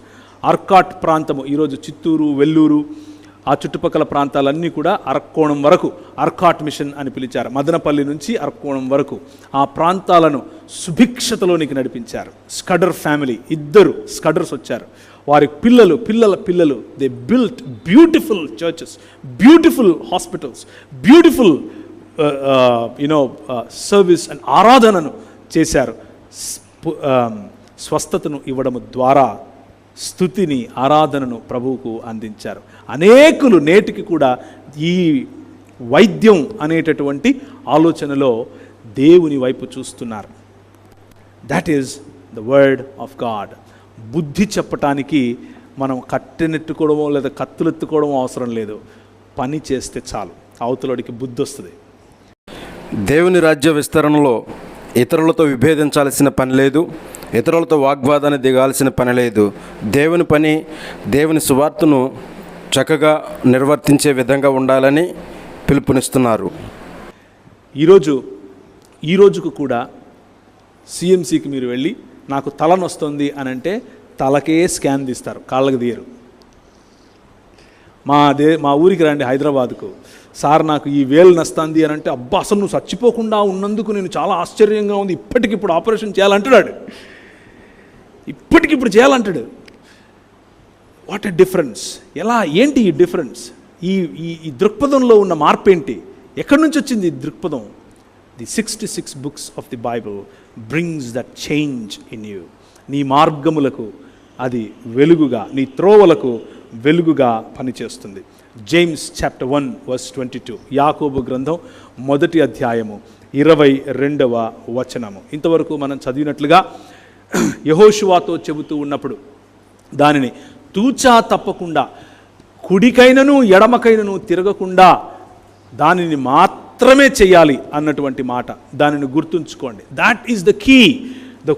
దేవుని వాక్యము కేవలము వినువారుగా గనక మనం ఉంటే, మనకంటే దీన దరిద్ర అవస్థలో ఎవరూ లేరు. మనం వినువారుగా మాత్రమే ఉండకూడదు. చదవండి ఎవరైనా. 1:22. మీరు వినువారు మాత్రమై ఉండి మిమ్మును మీరు మోసపుచ్చుకొనకుండా వాక్య ప్రకారం ప్రవర్తించువారినై ఉండుడి. చాలు. ఎందుకు ప్రవర్తించాలి? ప్రవర్తించకపోతే మనల్ని మనం మోసం చేసుకోవటం ఏంటి? ఎందుకు మోసం చేసుకుంటున్నాం? మోసం ఏమిటి అని అంటే, ప్రవర్తిస్తే you belong to one kingdom, ప్రవర్తించకపోతే you belong to another kingdom. You think that you are living in this kingdom whereas you are living in this kingdom. 2 రాజ్యాలు ఉన్నాయి, ఆయన రాజ్యము మరియు ఈ లోక మర్యాద. ఈ లోకములో ఉన్న రాజ్యములు, ఆయన రాజ్యములో బ్రతకాలి అని అంటే ఆయన రాజ్యాంగమును కేవలం వినటం కాదు, పొద్దున్నే పెట్టుకొని అది చేయాలి. అది మన నరనరాలలో ఇంకిపోవాలి, మన డిఎన్ఏలో ఇంకిపోవాలి, మన దృష్టిలో ఇంకిపోవాలి, మన మాటలలో ఇంకిపోవాలి, మన దృక్పథంలో ఇంకిపోవాలి, మన ఆలోచనల్లో ఇంకిపోవాలి, మన పిల్లలను పెంచడంలో ఇంకిపోవాలి. వాక్యము యొక్క వెలుగు ఎంతగా నిండాలి మన కుటుంబంలో అంటే, it is like drowning or మునిగిపోవటం వాక్యంలో. డ్రెంచింగ్, పైన ఇలా కుండపోత పడితే మనం ఎలా తడిసిపోతాం, అలా దేవుని వాక్య దృక్పథంలో మనం తడిసిపోవాలి. ఎలా సాధ్యం అది? ఇంతవరకు చదివినట్లుగా ధ్యానించటం. నీ హృదయం నుంచి పక్కకు అది పోకూడదు. ప్రతి చోట ధ్యానించటం, ప్రతి దానిలో ధ్యానించటం. That is what the kingdom life style is. దేవుని వాక్యము యొక్క శక్తి, దేవుని వాక్యములో ఉన్నటువంటి శక్తిని మనము అనుభవిస్తూ ఆ శక్తిని మనం అనేక మందికి పరిచయం చేసేటటువంటి వారముగా ఉండటం. That is how kingdoms are brought to the feet of Jesus. ఒకసారి ఈ వాక్యం యొక్క శక్తిని ఒకసారి చూడండి. 2వ కొరింథీయులకు రాసినటువంటి పత్రిక, కొరింథీయులకు రాసిన 2వ పత్రిక. ఈ వాక్యము నీకు ఏం ఇస్తుంది, ఏంటి దీని ప్రాధాన్యత ఏంటి నీ జీవితంలో అని మనం మాట్లాడుకుంటున్నాం. ఈ ప్రాధాన్యత ఏమిటి అని అంటే, నువ్వేం చేయగలవు దీనితో అని గనక ఆలోచిస్తే, ఈ ప్రపంచంలో 2వ కొరింథీయులకు రాసిన పత్రిక 3 నుంచి, మేము శరీరధారులమై నడుచుకొంచున్నాను, శరీర ప్రకారం యుద్ధము చేయము, మా యుద్ధోపకరణములు శరీర సంబంధమైనవి కావు గాని దేవుని ఎదుట దుర్గములను పడద్రోయ జాలినంత బలము గలవై ఉన్నవి. మేము వితర్కములను దేవుని గుర్చిన జ్ఞానమును అడ్డగించు ప్రతి ఆటంకమును పడద్రోసి ప్రతి ఆలోచనను క్రీస్తుకు లోబడినట్లు చెరపట్టి మీరు సంపూర్ణ విధేయతను కనుపరిచినప్పుడు సమస్తమైన అవిధేయతకు ప్రతిదండన చేసి సిద్ధపడి ఉన్నాము. చాలు. తిమోతికి ఏ మాటలు అయితే చెప్పాడో ఆ మాటలను పౌలు స్వయంగా చేస్తున్నట్లుగా చెప్తున్నాడు. ప్రతిదండన చేయటం, లేకపోతే శిక్షణ చేయటం, లేకపోతే ప్రతి ఆలోచనకు బుద్ధి చెప్పటం, ఖండించటం, వాటిని తిరిగి క్రీస్తు యొక్క ఫ్రేమ్వర్క్లోనికి తీసుకొని రావటం. ద క్రిస్టియన్ ఫ్రేమ్వర్క్ ఆర్ క్రీస్తు యొక్క ఫ్రేమ్వర్క్ ఏంటి? సమానత్వం. క్రీస్తు యొక్క ఫ్రేమ్వర్క్ ఏమిటి? ప్రేమ, ఐక్యత, క్షమాపణ, కరుణ, కనికరం, వగైరా వగైరా వగైరా వగైరా. ఇవన్నీ కూడా ఎలా, ఏం చేస్తాను నేను అని అంటే, ఆయన అంటున్నాడు, నేను యుద్ధంలో ఉన్నాను. నువ్వు ఒప్పుకున్నా ఒప్పుకోకపోయినా, ప్రియమైనటువంటి క్రైస్తవ సంఘ సభ్యులకు, క్రైస్తవులకు చెప్తున్నటువంటి మాట, మీరు ఒప్పుకున్నా ఒప్పుకోకపోయినా, you are in the war. మీరు ఒక యుద్ధంలో ఉన్నారు. ఆ యుద్ధము భావజాలములకు సంబంధించిన యుద్ధం. ఆ యుద్ధము మనుషులకు మధ్య చిచ్చు పెట్టే, విభజించి పాలించేటటువంటి యుద్ధం, లేకపోతే మనుషులంతా సమానమనేటటువంటి ఐక్యతకు సంబంధించిన యుద్ధం. సంఘములో, సమాజములో ఆనాడే వచ్చినటువంటి ఈ చీలికలకు, లేకపోతే మాటలకు పౌలు చెప్తున్నటువంటి మాట ఏమిటి అని అంటే, మేము యుద్ధంలో ఉన్నాం, యుద్ధరంగంలో ఉన్నాం, మాకు తెలుసు ఆ విషయం. అయితే మేము శరీరధారులమై నడుచుకొనుచున్నను, శరీర ప్రకారం యుద్ధం చేయము. మా యుద్ధోపకరణములు శరీర సంబంధమైనవి కావు. మేము కత్తులు, ఈటులు, బల్లాలు, లేకపోతే గన్నులు ఎత్తుకుని రావటం లేదు. అది కాదు మా పని. That is not how we will win this world. ఈ ప్రపంచాన్ని గెలవటానికి, ఈ ప్రపంచాన్ని తిరిగి మానవత్వంతో ఇప్పటి వరకు నేటి క్రైస్తవ్యంపై చక్కటి వివరణ ఇచ్చి ఉన్నారు. క్రైస్తవం అంటే 4 గోడల మధ్యన జరిగేది కాదు. దేవుని రాజ్య సువార్త విషయంలో ప్రపంచంలోనికి వెళ్ళి, సర్వసృష్టికి వెళ్ళి సర్వజనులకు ఆయన సువార్తను ప్రకటించటమే దేవుని సువార్త, దేవుని రాజ్య విస్తరణ అని చక్కగా వివరించినారు. దేవునికి స్తోత్రం. మన చేతిలో AK-47లు అవసరం లేదు. కానీ దేవుని ఎదుట దుర్గములను, మా యుద్ధోపకరణములు శరీర సంబంధమైనవి కావు గాని దేవుని ఎదుట దుర్గములను పడద్రోయజాలనంత బలము గలవై ఉన్నవి. మేము వితర్కములను, దేవుని గుర్చిన జ్ఞానము అడ్డగించు ప్రతి ఆటంకమును పడద్రోసి ప్రతి ఆలోచనను క్రీస్తుకు లోబడినట్లు చెరపట్టి, ఆలోచనలను చెరపట్టేటటువంటి భావజాలం, ఆలోచనలను చెరపట్టేటటువంటి దేవుని వాక్యము, ప్రతి భావజాలాన్ని క్రీస్తు యొక్క పాదముల దగ్గరికి గుంజుకొని తీసుకుని వచ్చే, ఈడ్చుకొని తీసుకుని వచ్చేటటువంటి తర్క వితర్కములను సైతము ఎదుర్కొనేటటువంటి దేవుని వాక్యం అనే జ్ఞానం. when you are filled with this kind of when you are filled with this word, Acts of Apostles, అపోస్తలుల కార్యము 6వ అధ్యాయంలో స్టెఫెను గురించి మీరు చదువుతారు. అలాగే బర్నబా గురించి మీరు చదువుతారు. ఇప్పుడు తీయాల్సిన అవసరం లేదు. యాక్ట్స్ ఆఫ్ అపోస్టల్స్లో స్టెఫెను గురించి మాట్లాడినప్పుడు ఏముంటుందంటే, he was full of wisdom and full of grace అని ఉంటుంది. ఆయన కృపచేతను మరియు జ్ఞానము చేతను నిండుగా ఉన్నాడట. Because he was full of this word of God. దేవుని యొక్క వాక్యము చేత నింపబడి ఉన్నాడు. కాబట్టి దాని ప్రాధాన్యతను అర్థం చేసుకుంటే మనకు వచ్చేటి 2, జ్ఞానము మరియు కృప. మనకు వాక్యము కేవలము తెలుసుకుంటే, దాన్ని అనుసరించలేకపోతే, దాని ప్రకారం జీవించలేకపోతే ఉప్పొంగేటటువంటి కొవ్వు పడతాం. జ్ఞానం రాదు, గర్వం వస్తుంది, అవతలి వాడిని చిన్న చూపు చూసేటటువంటి ఆలోచన వస్తుంది. ఈ అయ్యగారు వెళ్తూ ఉంటే వెనకల బైబిల్ పట్టుకొని ఒకడు, ఆయన చెప్పులు మోసుకుంటూ ఇంకొకడు, ఇలాంటి గొప్పలు వస్తాయి. కానీ ఇఫ్ వీఆర్ లైక్ స్టెఫెన్ వంటి వారమైతే, when we are full of glory, full of knowledge, full of wisdom, we are full of grace, కృపను చూపించగలుగుతాం. ప్రపంచాన్ని శాసించటానికి కావలసింది చేతిలో AK-47లు లేకపోతే కత్తులు కటార్లు కాదు, క్రీస్తు చూపించినటువంటి పైవస్త్రాన్ని విప్పగలిగేటటువంటి ధైర్యం, నడుముకు తువ్వాలు కట్టుకోగలిగేటటువంటి తెగువ, అవతలి వాడు పాదముల దగ్గరికి వచ్చి నేను నిన్ను కాళ్ళు కడగచ్చా అని అడిగేటటువంటి అణకువ. And that's how you will rule this world. You will come back to the authority. నిన్న మనం చూసుకున్నట్లు కోల్పోయిన అధికారాన్ని, కోల్పోయినటువంటి దేవునితో సంబంధాన్ని తిరిగి సంపాదించటమే ఈ దుర్గములను పడద్రోసేటటువంటి మినిస్ట్రీ. దుర్గములను పడద్రోయచాలినంత బలము కలిగినటువంటి దేవుని వాక్యము. దెర్ ఆర్ మెనీ, చాలా దుర్గాలు ఉన్నాయి ఈ లోకంలో. డబ్బు అనే దుర్గం, financial capital, arts and media అనేటటువంటి దుర్గం. మీకు ఒక చాలా షాకింగ్ న్యూస్ ఒకటి చెప్తాను చూడండి. మన క్రైస్తవ సమాజంలో ఉన్నటువంటి ఒక పేరు మోసినటువంటి ఒక డినామినేషన్ ఒకానొక సమయంలో ఒక పెద్ద ఎజిటేషన్ చేసింది. ఏంటా ఎజిటేషన్ అని అంటే, నల్ల జాతికి చెందిన వాళ్ళు మనుషులు కాదు కదా, వాళ్ళు మనుషులు కానప్పుడు వారు స్లేవ్స్గా లేకపోతే వాళ్ళు బానిసలుగా ఉండటంలో తప్పేముంది, బైబిల్ కూడా అదే చెప్తుంది కదా అని వాళ్ళు ఒక పెద్ద ఎజిటేషన్ చేశారు. అమెరికా దేశం అంతా దీని గురించి మాట్లాడుకుంది. ఎందుకు అనంటే, ఆనాటి బ్రిటన్లో ఉన్నటువంటి మన నిన్న మీకు చెప్పినటువంటి ఒకానొక పార్లమెంట్లో లేకపోతే లండన్ హౌస్ ఆఫ్ కామన్స్లో ఒక ఆయన నిలబడుకున్నాడు. ఆయన పేరు విలియం విల్బర్ఫోర్స్. విలియం విల్బర్ఫోర్స్ గారు నిలబడి, నల్ల జాతికి చెందిన వారు కూడా మనుషులే, నల్ల జాతికి చెందిన వారిని మనం గౌరవించక తప్పదు.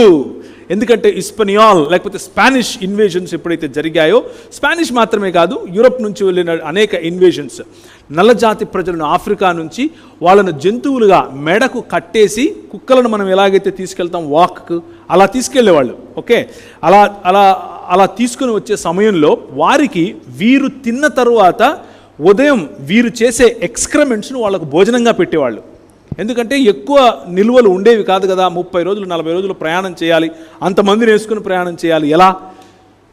సో వీళ్ళు తినగా వీళ్ళు విడిచిందంటే అన్నం కాదు, వాళ్ళకు ఆ మలం తినిపించేవాళ్ళు, దాని ద్వారా వాళ్ళు బ్రతికేవాళ్ళు. You cannot treat human beings like this అని ఆయన పోరాడాడు. ఆయన పోరాడినప్పుడు అందరూ అన్నారు, అదేంటి మనం దాసులను ఉంచుకోవచ్చు కదా, ఇట్స్ ఓకే, నో ప్రాబ్లం అని అన్నారు. హౌ, ఎలా? ఒక మనిషిని నువ్వు ఏ విధంగా దాసుడిగా చేస్తావు, ఒక మనిషిని నువ్వు ఏ విధంగా దాసత్వంలో ఉంచుతావు, ఒక మనిషిని నువ్వు ఏ విధంగా స్లేవ్గా చూస్తావు? You cannot.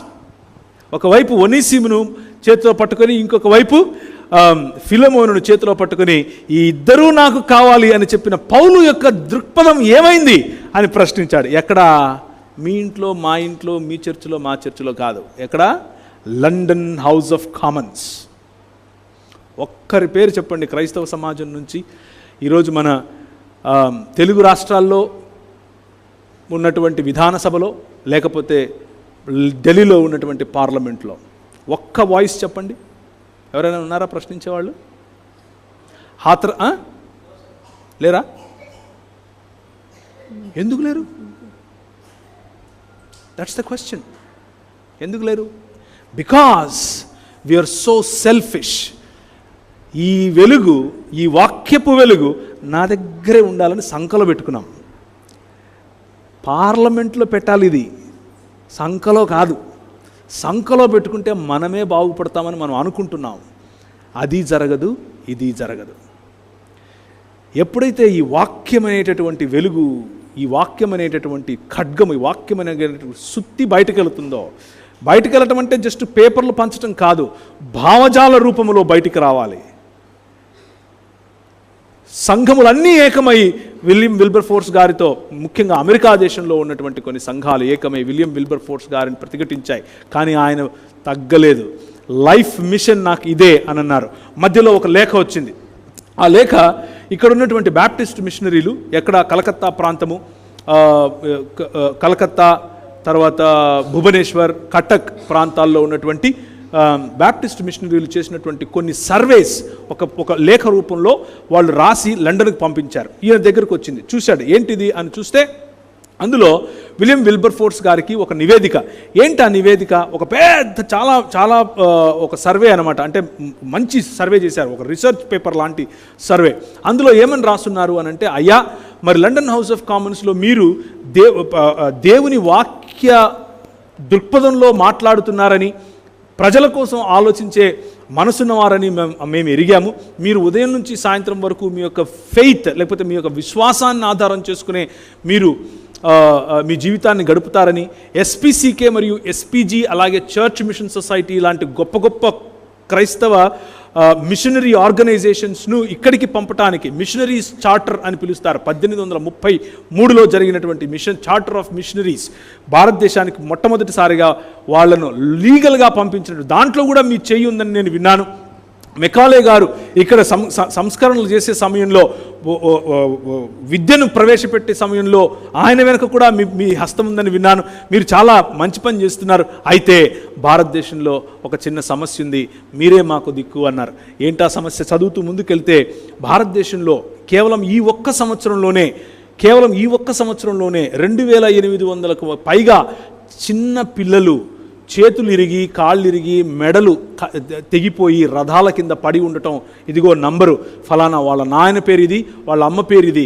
ఈ సంవత్సరం జరిగినటువంటి ఉత్సవంలో తెగిపోయిన చేతులిన్ని, ఈ సంవత్సరం జరిగిన ఉత్సవంలో అర్పించిన కళ్ళిన్ని, ఈ సంవత్సరం జరిగిన ఉత్సవంలో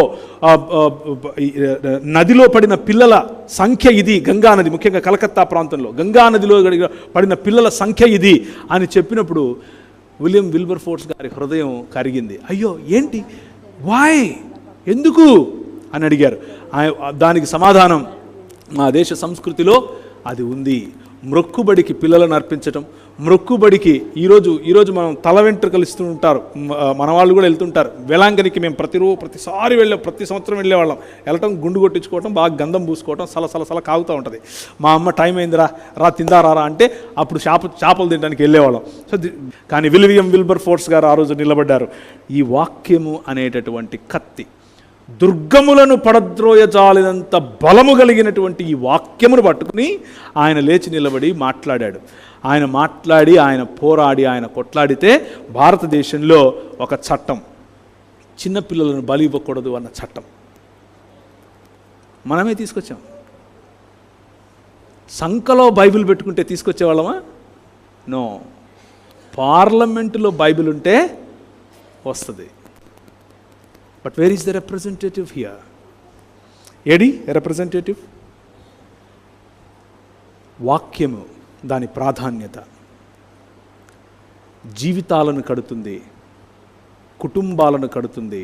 నా వాక్యము వలనే నువ్వు బ్రతుకుతావు, రొట్టె వల్ల కాదు అని ప్రభు చెప్పాడు కదా. దాని అర్థం దేశాలు బ్రతుకుతాయి, రాజ్యాలు బ్రతుకుతాయి.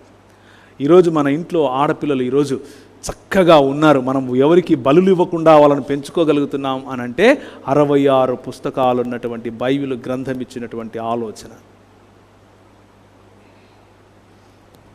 తెలంగాణలో పసుపు పంట పండే ప్రాంతాల్లో నిజామాబాద్ నుంచి ఆదిలాబాద్ వరకు ఒక స్థల పురాణం ఉంది. దాని ప్రకారంగా రక్తం ఎక్కడ చిందిస్తే అక్కడ పసుపు బాగా పండుతుంది, ఎరుపు పడితే పసుపు వస్తుంది అని చెప్తారు. దానికోసం బార్డరింగ్ స్టేట్స్, ఛత్తీస్గఢ్, ఒడిషా, లేకపోతే మహారాష్ట్ర గడిచిరోలి ప్రాంతాలు, అక్కడికి వెళ్ళి ట్రైబల్ అంటే ఆదివాసీ పిల్లలను కొనుక్కొని వస్తారు. చిన్న పిల్లలను కొనుక్కొని వచ్చి వెనకల కత్తులు పట్టుకొని వాళ్ళని నరుకుతూ ఉంటే వీళ్ళు పరిగెడతారు, బాధ తట్టుకోలేక పరిగెడతారు. వాళ్ళ రక్తం ఎక్కడెక్కడ చిందితే అంత మంచిది అని నమ్మారు. అలా చేయటానికి వీలు లేదు అని క్రైస్తవ సమాజం తీసుకొచ్చినటువంటి act. You cannot do that అని మనం ఒక యాక్ట్ చేసాం. దాని కారణం చేత ఈరోజు మనకు అలాంటివి కనిపించవు. ప్రతి ఒక్కరికి కూడా దేవుని యొక్క కృప, దేవుని యొక్క సన్నిధి, మనము నడిచిన చోట మనం విత్తినది కోస్తాం. మనం నడిచిన చోట ఆ చోటంతా మనదవుతుంది. మనం పట్టిందల్లా బంగారం అవుతుంది. అదే యెహోషువ. నేటి క్రైస్తవ్యంపై యావత్ క్రైస్తవ ప్రపంచ జనాభాకు చక్కటి వివరణను దైవ సేవకులు తెలియపరిచి ఉన్నారు. దేవునికి స్తోత్రం. చెప్పింది, నువ్వు నడిచిన భూమి అంతా నీకు ఇస్తాను. నువ్వు ఏ వాగు కావాలో అది తీసుకో. గిల్గాలు కావాలా ఇచ్చేస్తా, ఎరికో కావాలా బూరలోది చాలు ఇచ్చేస్తా. మామూలుగా ఊరికి బూరలోది నువ్వు కట్టని దేశంలో నేను పెడతా అని అన్నాడు. The only thing you need to understand is దేవుని వాక్యం అనే దృక్పథం. Look at the world through the eyes of God. దేవుని కళ్ళతో ఈ ప్రపంచాన్ని చూడటం, అది దీని ద్వారానే సాధ్యం. Not getting stuck in religion, మతంలో ఆగిపోవటం కాదు. మతానికి పైన దేవుని రాజ్యం అనేటటువంటి ఆలోచన.